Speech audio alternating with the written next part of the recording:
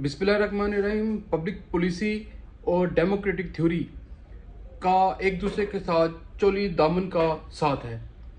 ये शहरियों, हुकूमतों और जो पॉलिसी मेकर हैं, जो पॉलिसी साजी करते हैं, ठीक है, उसके अमल में ये एक दूसरे को करीब लाती है। यानी कि ये इनके दरमियान कोई रिलेशन कायम करने की कोशिश करती है। कैसे करती है, और हम इस चीज़ को स्टडी करेंगे कि पब्लिक पॉलिसी और डेमोक्रेटिक थ्योरी एक दूसरे के साथ कैसे जुड़ी हुई हैं, कैसे एक दूसरे के साथ बंधी हुई हैं। हम इनके कंसेप्ट को भी देखेंगे और साथ हम इसके साथ चैलेंजेस जो उसको दरपेश हैं हम वो भी देखेंगे, और हम इंटरनेशनल लेवल पर इसकी जो भी मिसालें दी गई हैं हम उसकी तरफ गौर करेंगे और आपको बताएंगे। चलें अब हम चलते हैं, देखते हैं कि पब्लिक पॉलिसी और डेमोक्रेटिक थ्योरी क्या है। अवामी पॉलिसी जमहूरी नज़रिया करीब से एक दूसरे से जुड़े हुए शोबे हैं जो शहरियों, हुकूमतों, पॉलिसी साजों के अमल के दरमियान ताल्लुकात को तलाश करते हैं। अब इसके कुछ की कंसेप्ट हैं जिसमें अवामी पॉलिसी है, जिसको पब्लिक कंसेप्ट कहते हैं। इस तरह डेमोक्रेटिक थ्योरी है, इसी तरीके से सिटीज़न पार्टिसिपेशन है। आगे चलें तो अकाउंटेबिलिटी है। सबसे पहले मैंने बात की पब्लिक कंसेप्ट की, तो पब्लिक कंसेप्ट क्या है अब हम इसको देखते हैं। अवामी मसाइल को हल करने और शहरियों की फलाह व बहबूद को बेहतर बनाने के लिए हुकूमतों की तरफ से किए गए इक़दामात होता है। अगर हम बात करें डेमोक्रेटिक थ्योरी की, तो ये इन असूलों, अदारों और तरीक़ों का जायज़ा लेता है जो जमहूरी तर्ज़ हुक्मरानी और फैसला साजी को तश्कील देते हैं। अगर हम बात करें सिटीज़न पार्टिसिपेशन की, तो पॉलिसी साजी के अमल में शहरियों की शमूलियत को मुख्तलिफ मैकेनिज़्म जैसे कि वोटिंग, अवामी मुशावरत और फ़ालियत के ज़रिए शामिल करता है। अगर हम बात करें अकाउंटेबिलिटी की, तो इसके अंदर हुकूमतों की ज़िम्मेदारी से मुराद है कि वो शहरियों और दीगर स्टेक होल्डर्स को अपने इक़दामात की वजाहत और जवाज़ फराहम करें। इसी तरीके से अब हम देखते हैं थ्योरीज़ एंड मॉडल, यानी हम इसके नज़रियात और मॉडल की तरफ नज़र दुहराते हैं। तो सबसे पहले हमारे ज़हन में आता है, यानी सबसे पहले हम नज़रियात और मॉडल में प्लुरलिज़म है इसको देखते हैं। ये तजवीज़ करता है कि ताकत मुख्तलिफ ग्रोहों और वफादात में तकसीम होती है और पॉलिसी के नताइज इन मुसाबकती क़ुव्वतों के तवाज़न की अक्कासी करते हैं। अगर हम बात करें एलिटिज़म की, तो इसको हम इशराफिया भी कहते हैं। तो ये दलील है कि ताकतवर अफराद और मफादात का एक छोटा ग्रोह पॉलिसी साजी के अमल पर हावी है।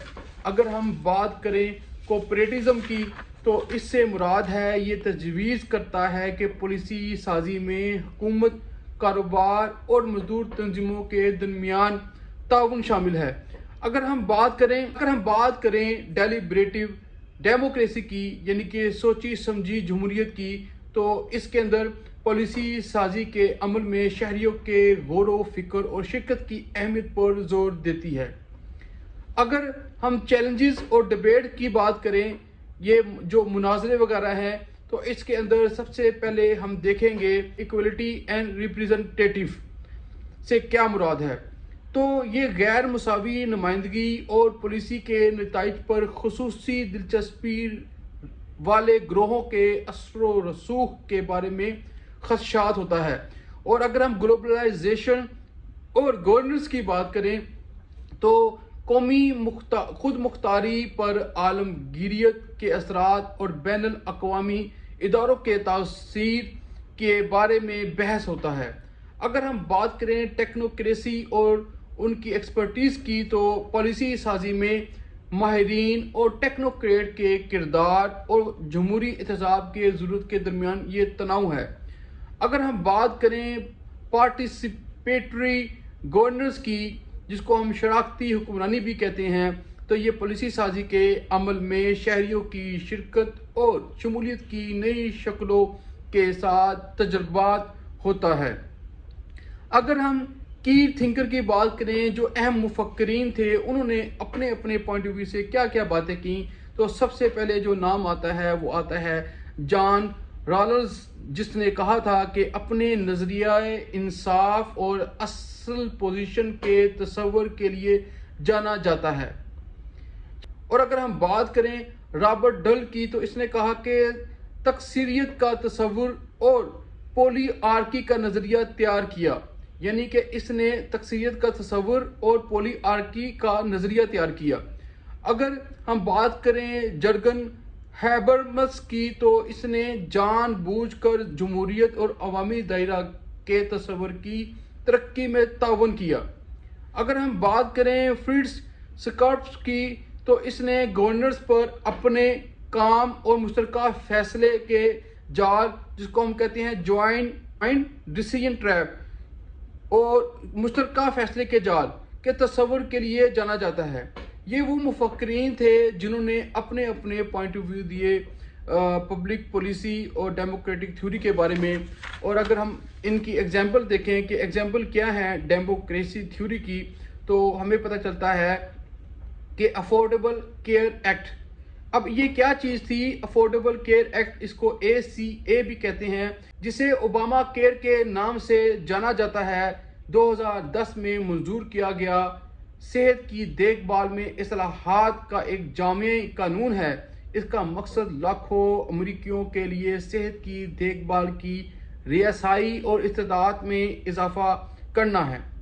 اگر ہم بات کریں موسمیاتی تبدیلی کی پالیسی، جس کو کلائمیٹ چینج پالیسی کہتے ہیں، اس میں یورپین یونین کی موسمیاتی تبدیلی کی پالیسی کا مقصد 2030 تک گرین ہاؤس گیسوں کے اخراج کو کم سے کم 55% تک کم کرنا ہے، اور 2050 کے اندر انہوں نے 80% سے زیادہ کا ہدف حاصل کرنے کی تعین کیا ہے۔ اسی طریقے سے اسی پالیسی میں کاربن کی قیمتوں کا تعین، قابل تجدید توانائی کے اہداف اور توانائی کی کارکردگی کے معیارات سمیت متعدد اقدامات شامل ہیں۔ اگر میں بات کروں ایجوکیشن ریفارمز کی، تو اس میں بتایا جاتا ہے the no children left behind act of 2001، یعنی کہ ریاست ہائے متحدہ، جس کو ہم یونائٹڈ اسٹیٹ کہتے ہیں، اس میں ایک وفاقی تعلیمی اصلاحات کی پالیسی تھی، جو اس کا مقصد سرکاری اسکولوں میں طلبہ کی کامیابی اور جواب دہی کو بہتر بنانا ہے۔ اگر میں ڈیموکریٹک تھیوری کی مثالوں کے لحاظ سے اور آگے چلنے کی کوشش کروں، تو ہمارے سامنے آتا ہے ڈائریکٹ ڈیموکریسی، پارٹیسپیٹری بجٹنگ آتا ہے، تو ہم باری سٹیزن جیوری بھی آتا ہے، تو ہم ساری باری ڈسکس کرتے ہیں۔ سب سے پہلے ہم دیکھتے ہیں ڈائریکٹ ڈیموکریسی کیا ہوتی ہے۔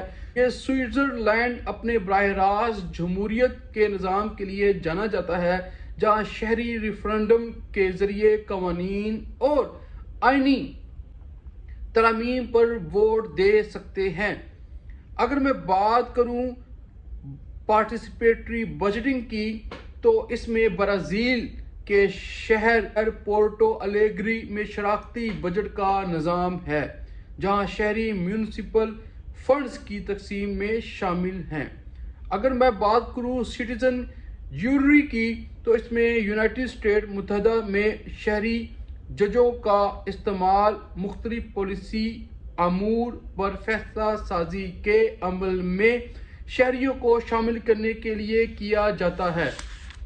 اگر میں بات کروں مزید آگے، تو میرے سامنے آتا ہے ریئل ورلڈ ایپلیکیشن، جس کے اندر پبلک پرائیویٹ پارٹنرشپ شامل ہے، جس کے اندر شامل ہے آپ کی سٹیزن انگیجمنٹ پلیٹ فارم، جس کے اندر شامل ہے آپ کا اوپن گورننس انیشیٹو۔ تو سب سے پہلے ہم دیکھتے ہیں پبلک پرائیویٹ پارٹنرشپ کیا ہے۔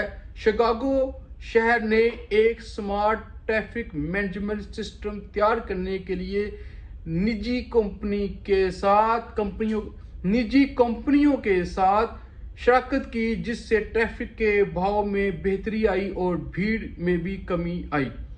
अगर मैं बात करूं सिटीजन एंगेजमेंट प्लेटफॉर्म की, तो बार्सिलोना शहर ने शहरियों की एंगेजमेंट का एक प्लेटफॉर्म तैयार किया है जो शहरियों को मुख्तलिफ पॉलिसी अमूर पर फैसला साजी के अमल में हिस्सा लेने की इजाज़त देता है।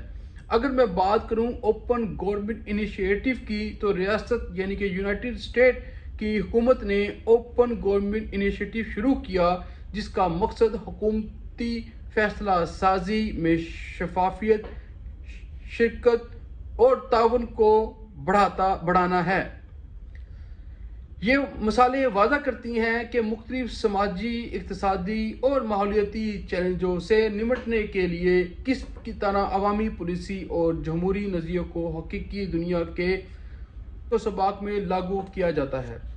मुझे उम्मीद है कि आपको मेरे जो आर्टिकल आपके सामने पढ़ा है, इसके अंदर आपको बहुत ज़्यादा इंफॉर्मेशन मिली होगी डेमोक्रेसी के बारे में और आपको पब्लिक पॉलिसी के बारे में कि किस तरह उन्होंने ट्रैफिक के निज़ाम को बेहतर कर रहे हैं, किस तरह वो हेल्थ के निज़ाम को बेहतर कर रहे हैं, कैसे वो आपके एजुकेशन के निज़ाम को बेहतर कर रहे हैं, कैसे वो शहरियों की शमूलियत के ज़रिए ही, उनके राय से ही कानून साजी करते हैं, और कैसे वो जजों के साथ मिलकर काम कर रहे हैं, कैसे वो अदारों के साथ मिलकर काम कर रहे हैं, कैसे वो मिलजुल कर हर काम में सिटीज़न को, एक शहरी को उसके अंदर उसकी ओपिनियन ली जाती है और फिर जाकर कोई पॉलिसी बनाई जाती है। उम्मीद है कि इंशाअल्लाह ताला आपको इस आर्टिकल से फ़ायदा होगा और आप लोग जो उनसे हैं वो इसको शेयर भी करेंगे और ये चैनल को सब्सक्राइब भी करेंगे, क्योंकि मेरा मकसद है आप लोगों तक अच्छी अच्छी चीज़ें जो एक डेमोक्रेसी कंट्री के लिए या एक शहरी के लिए, एक आम बंदे के लिए ज़रूरी है,